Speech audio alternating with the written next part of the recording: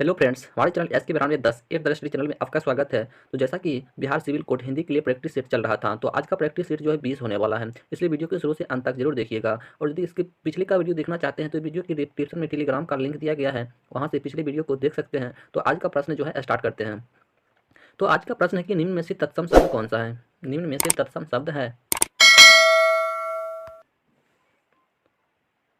तो इसका सही आंसर जो है ऑप्शन नंबर बी हो जाएगा। क्या हो जाएगा? ऑप्शन नंबर बी हो जाएगा निराश। क्या हो जाएगा? निराश जो एक तत्सम शब्द है। तो को तत्सम शब्द किसे कहते हैं? वे संस्कृत शब्द जो मूल रूप में हिंदी में प्रयुक्त होता है उसे तत्सम शब्द कहते हैं। वे संस्कृत शब्द जो मूल रूप से हिंदी में प्रयुक्त होता है उसे तत्सम शब्द कहते हैं। अगला प्रश्न है 2 नंबर कि निम्न में से तद्भव शब्द कौन सा है। तो 2 का सही आंसर ऑप्शन नंबर डी हो जाएगा सांप। सांप जो है एक तद्भव शब्द है। देखो, तद्भव शब्द वे संस्कृत शब्द जो मूल रूप से परिवर्तित होकर हिंदी में प्रयुक्त होता है। वे संस्कृत शब्द जो मूल रूप से परिवर्तित होकर हिंदी में प्रयुक्त होता है उसे तद्भव शब्द कहते हैं। तो 2 का सही आंसर ऑप्शन नंबर डी हो जाएगा सांप। अगला प्रश्न है 3 नंबर कि सकाम का विलोम शब्द क्या है।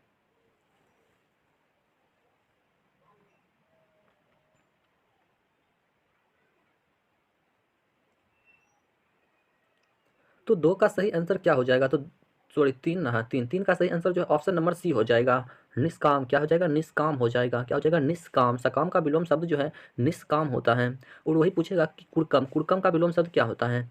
तो कुड़कम का विलोम शब्द होता है सुरकम। क्या होता है? सुरकम होता है। ठीक है, सुरकम।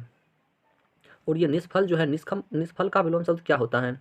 तो निष्फल का होता है जैसे फल हो जाएगा, इसका क्या हो जाएगा? फल हो जाएगा। अगला प्रश्न है 4 नंबर। 4 नंबर में प्रश्न क्या है कि निम्न में से शुद्ध वर्तनी है, यानी कि शुद्ध स्पेलिंग कौन सा है। तो 4 का सही आंसर जो है ऑप्शन नंबर सी हो जाएगा आकृष्ट। क्या हो जाएगा? आकृष्ट। तो 4 का सही आंसर क्या हो जाएगा? आकृष्ट। तो शुद्ध वर्तनी शब्द क्या है? आकृष्ट है। तो 5 नंबर प्रश्न है कि जो कम जानता हो वाक्यांश का एक शब्द क्या है। जो कम जानता हो वाक्यांश का एक शब्द क्या है। देखो, जो कम जानता हो उसके लिए एक शब्द होता है अल्पज्ञ। क्या होता है? अल्पज्ञ होता है। क्या होता है? तो अल्पज्ञ होता है। जो कम जानता है उसके लिए एक शब्द क्या होता है? अल्पज्ञ होता है। और ये किसका एक शब्द है? अवेतनिक जो है ये किसका एक शब्द है? तो जो बिना वेतन कार्य करता हो, जो बिना वेतन कार्य करता हो उसके लिए एक शब्द होता है अवेतनिक। क्या होता है? अवेतनिक। ये भी याद रखिएगा। अगला प्रश्न है 6 नंबर कि घोड़ा का पर्यायवाची शब्द क्या है।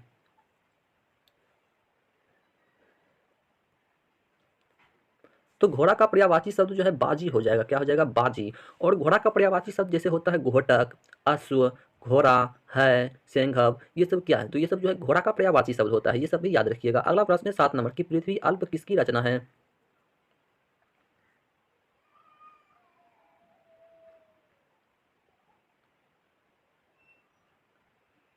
तो 7 का सही आंसर जो है ऑप्शन नंबर बी हो जाएगा कि गिरिजा कुमार माथुर का रचना है। किसका है? गिरिजा कुमार माथुर का रचना है। और इसका रचना और भी है, जैसे कालपांतर। क्या है? कालपांतर, शिला, पंख, चमकीला, नाश और निर्माण, ये सब भी जो है गिरिजा कुमार माथुर का ही रचना है। ये सब भी याद रखिएगा। अगला प्रश्न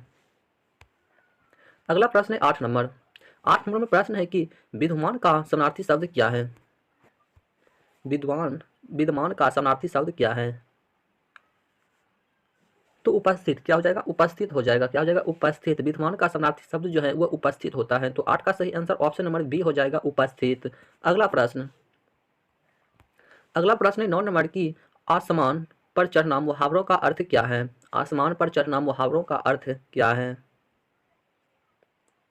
तो आसमान पर चढ़ना मुहावरों का अर्थ होता है कि अत्यधिक प्रशंसा करना। क्या होता है? कि अत्यधिक प्रशंसा करना। तो 9 का सही आंसर जो है ऑप्शन नंबर डी हो जाएगा अत्यधिक प्रशंसा करना। आसमान पर चढ़ना यानी कि अधिक मतलब क्या होना? प्रशंसा करना। अगला प्रश्न है 10 नंबर कि अपना हाथ जगन्नाथ लोकोक्ति का अर्थ क्या है। अपना हाथ जगन्नाथ लोकोक्ति का अर्थ जो है क्या है। तो अपना हाथ जगन्नाथ लोकोक्ति का अर्थ होता है अपने हाथ से काम करना। क्या होता है? तो अपने हाथ से क्या करना? अपने हाथ से जो है काम करना। तो 10 का सही आंसर ऑप्शन नंबर डी हो जाएगा अपने हाथ से काम करना। अगला प्रश्न 11 नंबर कि उसके आंसुओं से डैश होकर रवि ने उसकी बात मान ली।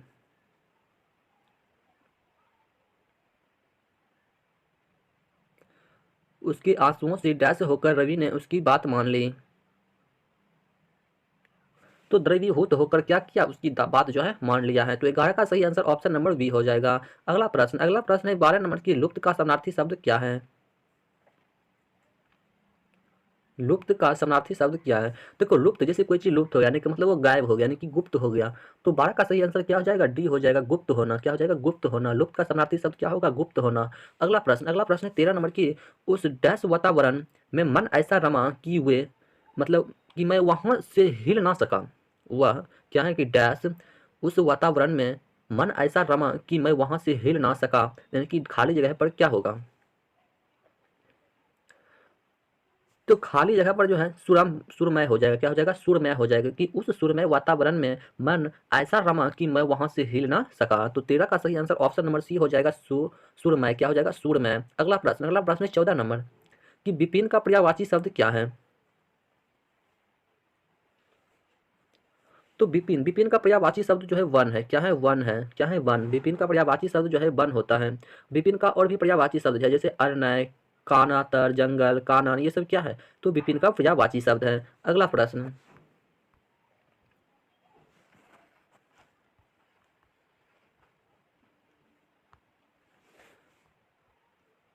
अगला प्रश्न है 15 नंबर कि हमारे क्षेत्र से 30 डैश चुनाव लड़ रहे हैं।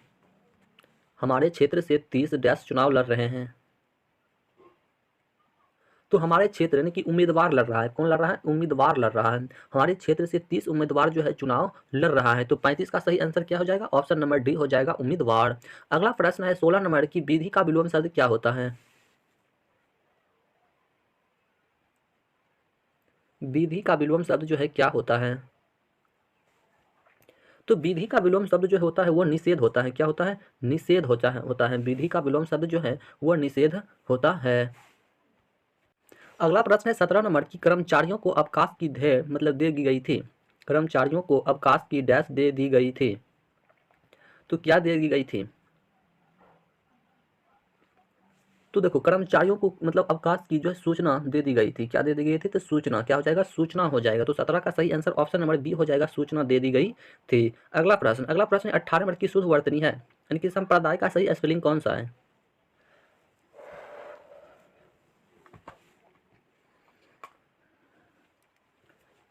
संप्रदाय का सही स्पेलिंग कौन सा है? तो संप्रदाय का सही स्पेलिंग जो है ऑप्शन नंबर बी, क्या है? संप्रदाय जो है सही है। अगला प्रश्न फिर 19 नंबर है कि सही स्पेलिंग कौन सा है, यानी कि शुद्ध वर्तनी कौन सा है, मतलब इसमें कौन ऐसा वर्ड है जो सही लिखा हुआ है?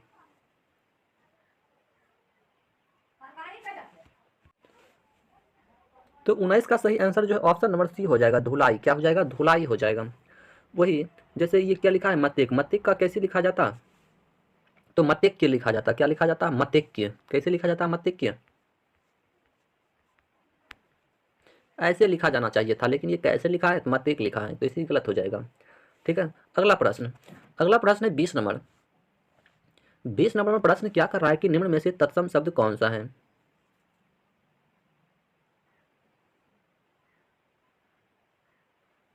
तत्सम शब्द कौन सा है? तो सरकड़ा। क्या हो जाएगा? सरकड़ा हो जाएगा। वही पूछेगा सरकड़ा का जो है तद्भव शब्द कौन सा है? सरकड़ा का तद्भव शब्द क्या होता है? तो सरकड़ा का जो है तद्भव शब्द क्या होता है? तो ये पूछ देगा तो क्या हो जाएगा? तो शक्कर हो जाएगा। क्या हो जाएगा? शक्कर। ये भी याद रखिएगा, सरकड़ा का तद्भव शब्द क्या हो जाएगा? तो शक्कर हो जाएगा। तत्सम शब्द जो है शक्कर हो जाएगा। अगला प्रश्न है 21 नंबर कि निम्न में से तद्भव शब्द कौन सा है? तो 21 का सही आंसर जो है ऑप्शन नंबर ए हो जाएगा, बाह। क्या हो जाएगा? बाह हो जाएगा। तद्भव शब्द क्या हो जाएगा? बाह हो जाएगा। बाह का तत्सम शब्द क्या होता है? तो भुजा होता है। वही पूछेगा इसका तत्सम शब्द क्या होगा? तो वो भुजा हो जाएगा। क्या हो जाएगा? भुजा। ये भी याद रखिएगा। अगला प्रश्न अगला प्रश्न है 22 नंबर की, उर्वरा का शब्द विलोम क्या है? उर्वरा का शब्द विलोम क्या है?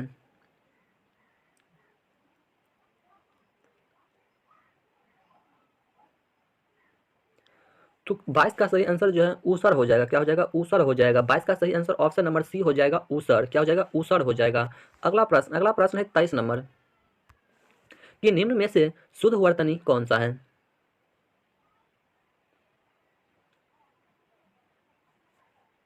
तो 23 का सही आंसर जो है ऑप्शन नंबर ए हो जाएगा, आणुविक। क्या हो जाएगा? आणुविक हो जाएगा। जैसे यहाँ पर देखो संस्थान लिखा है, क्या संस्थान सही लिखा हुआ है?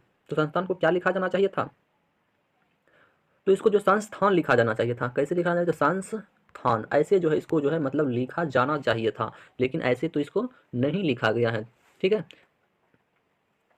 अगला प्रश्न है 24 नंबर की जिसकी गर्दन सुंदर है वाक्यांश का एक शब्द क्या है? जिसकी गर्दन सुंदर है वाक्यांश का एक शब्द क्या है? तो देखो, जिसकी गर्दन सुंदर हो उसको एक शब्द को मतलब सुग्रीव कहा जाता है। क्या कहा जाता है उसको? सुग्रीव कहा जाता है। क्या कहा जाता है? सुग्रीव। क्या हो जाएगा? तो सुग्रीव हो जाएगा, यानी कि डी हो जाएगा। अगला प्रश्न, अगला प्रश्न है 25 नंबर कि दिए गए शब्द का विलोम चुने, यानी कि प्रहार का विलोम शब्द क्या होगा? यानी कि प्रहार यानी कि हमला कर रहा है। क्या कर रहा है? यानी कि हमला कर रहा है। तो प्रहार का उल्टा शब्द क्या हो जाएगा? हमला हो जाएगा। हमला हो जाएगा, रक्षा हो जाएगा या बचाव हो जाएगा, ये सब क्या हो जाएगा? तो प्रहार का विलोम शब्द हो जाएगा। अगला प्रश्न, अगला प्रश्न है 26 नंबर की दिए गए वाक्यांश में रेखांकित खड्ड को प्रतिस्थापित करने के लिए उपयुक्त विकल्प का चयन करें। यानी कि राम शक्ति के उपासक थे। राम शक्ति के उपासक थे।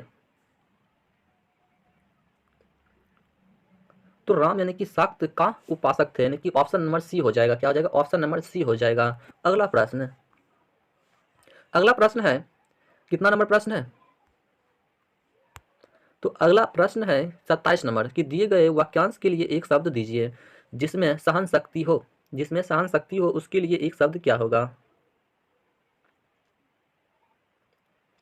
तो देखो, जिसमें सहन शक्ति हो उसको हम लोग क्या कहते हैं? सहिष्णु कहते हैं। क्या कहते हैं? सहिष्णु कहते हैं। तो 27 का सही आंसर ऑप्शन नंबर बी हो जाएगा, सहिष्णु। अगला प्रश्न है 28 नंबर की सही वर्तनी वाले शब्द का चयन करें, यानी कि विशेषण का सही स्पेलिंग जो है कौन सा है?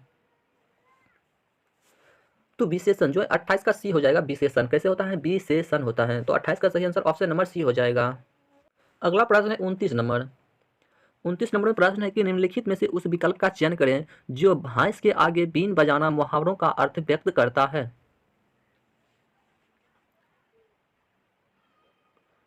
उस विकल्प का चयन करें जो भैंस के आगे बीन बजाना मुहावरों का अर्थ व्यक्त करता है, यानी कि मूर्ख के सामने ज्ञान की बातें करना। क्या हो जाएगा? मूर्ख के सामने ज्ञान की बातें करना। ऑप्शन नंबर ए हो जाएगा, मूर्ख के सामने ज्ञान की बातें करना। अगला प्रश्न है 30 नंबर कि दिए गए शब्द के पर्यायवाची शब्द का चयन करें, यानी कि इंद्र। इंद्र का पर्यायवाची शब्द क्या होगा?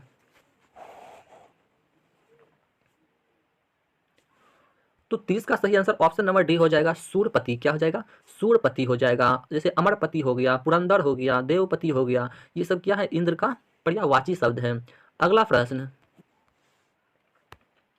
अगला प्रश्न है 31 से 35 तक, यानी कि गद्यांश को पढ़कर आंसर करना है। तो चलो गद्यांश को हम लोग पढ़ लेते हैं। तो बढ़े चलो चलो चलो, यानी कि प्रचंड सूर्य ताप से ना तुम चलो ना तुम गलो, पहाड़ से चली नदी रुकी नहीं कहीं जरा, गई जिधर उधर किया जमीन को हरा भरा, जली समान रूप से जमीन का ना ख्याल कर, मगन रही निनाद में जमीन पर पहाड़ पर, उसी तरह चले चलो उसी तरह बढ़े चलो, जलाओ दिल के दाग से बुझो दिलों के दीप को, जो दूर है उन्हें भी खींच लो जरा समीप को, सही जमीन की तरह डरो ना आसमान से, जलो तो आन बान से, बुझो तो एक शान से, अखंड दीप से जलो सदा बहार से खिलो। ठीक है, तो ये था गद्यांश। तो देखते हैं इसका प्रश्न क्या है।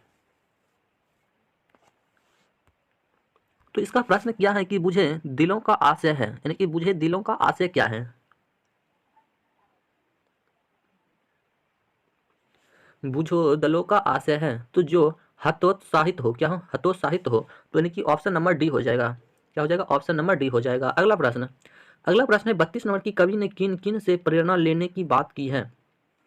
कवि ने किन किन से प्रेरणा लेने की बात की है? यानी कि सूर्यदीप और नदी से प्रेरणा लेने की बात की है। किससे की है? तो सूर्यदीप एवं नदी से प्रेरणा लेने की बात की है। अगला प्रश्न है 33 नंबर कि अखंड दीप से जलो में अलंकार है, यानी कि अखंड दीप से जलो में कौन सा अलंकार है? तो उपमा। क्या हो जाएगा? उपमा हो जाएगा। क्या हो जाएगा? उपमा हो जाएगा। तो 33 का सही आंसर ऑप्शन नंबर ए हो जाएगा, उपमा। अगला प्रश्न है 34 नंबर की कवि ने कैसे बुझने के लिए कहा है? कवि ने कैसे बुझने के लिए कहा है? तो कवि ने जो है शान से बुझने के लिए कहा है। कैसे बुझने के लिए कहा है? तो शान से बुझने के लिए कहा है। तो 34 का सही आंसर ऑप्शन नंबर सी हो जाएगा, शान से। अगला प्रश्न, अगला प्रश्न है 35 नंबर कि काव्यांश का मूल भाव क्या है? काव्यांश का मूल भाव जो है क्या है? तो काव्यांश का मूल भाव जो है कर्मशील जीवन जीना, क्या हो जाएगा, कर्मशील जीवन जीना, कर्मशील जीवन जीना। तो आज का प्रश्न जो है यहीं पर समाप्त होता है। तो यदि इससे पिछले का वीडियो देखना चाहते हैं तो वीडियो के डिस्क्रिप्शन में टेलीग्राम का लिंक दिया गया है, वहाँ से पिछले वीडियो को देख सकते हैं। तो मिलते हैं अब अगले वीडियो में, तब तक के लिए जय हिंद जय भारत।